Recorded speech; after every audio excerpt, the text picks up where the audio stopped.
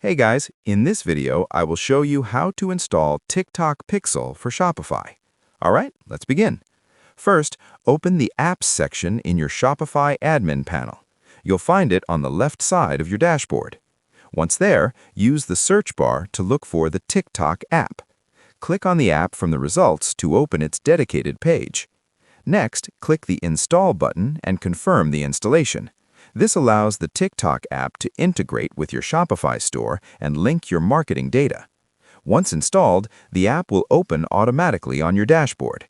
Here, log in with your TikTok account credentials.